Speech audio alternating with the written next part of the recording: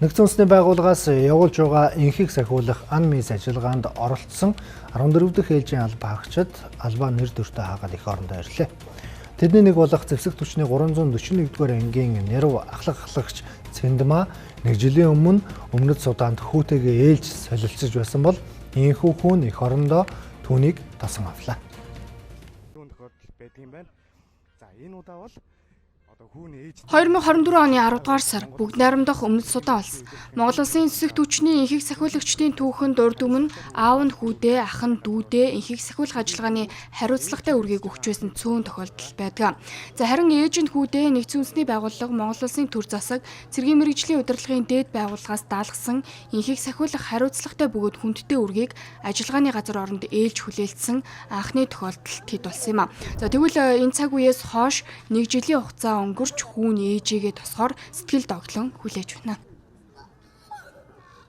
Тухайн үед ингээд яг ээжтэйгээ ингээд нэг жилийн хугацаанд уулзаагүй байсан. Тэгээ уулзаагүй байж жагаад бүгд найрамдах Өмнөд Судан улсад ээлж хүлээлцээд 3 хоног хамт байгаад тэгэл наашаа ирсэн. Тэгээ өөрөө би бүтэн жилийн хугацаанд ингээд нэг жилиг ардаа ороход наашаа ирсэн болохоор яг дөнгөж ирж байгаа ээжигээ сэтгэл санааг нь өмөлөхгүй байхыг маш их хичээгээд тэгээд нэг тийм амар хувирал үзүүлээгүй наашаа гарсан. Одоо тэгээд нэг жил үүргээ нэр төртөг үүсгээд их орондоо ирж байна. Тэгээ сайхан ээжигээ тосч авах гэж байна. Оо цаасаа.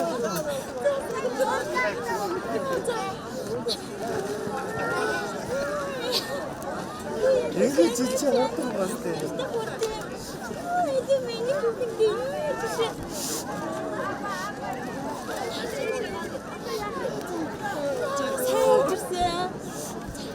Хадис имэтэй.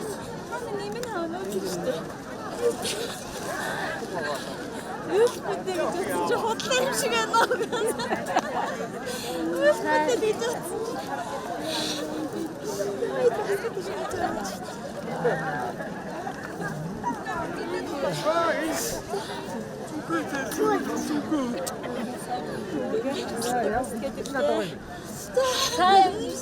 Тэгээ бүр наашаа дамжин дээр ирчээл заад одоо өнөөдөр нэг хончол гэл ерөөсөө байнгын тийм нэг сонирн болчдөг юм байл л шүү дээ.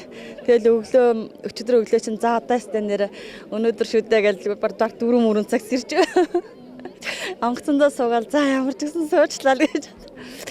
Өнөөдөр бол их орондоо ирэхэд үнэхээр сайхан байлаа.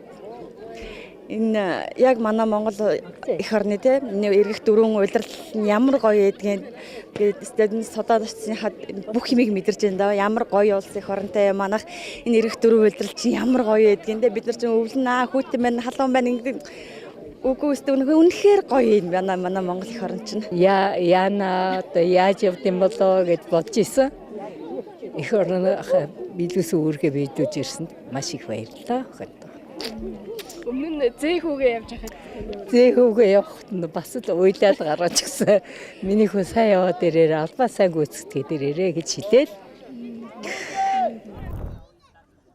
Цэнгэлмаа Говьалтай аймгийн 341-р ангид 15 жил ажиллаж байгаа бол том хүү Цэлмэн болон түүний эхнэр хоёул тэг 14-р ангид ажилладаг байна. За харин бага хүн мөн адил энэ салбарт өвчин зүтгэхээр сэтгэл шулуудан Оросын цэргийн сургуульд сурдаг байна.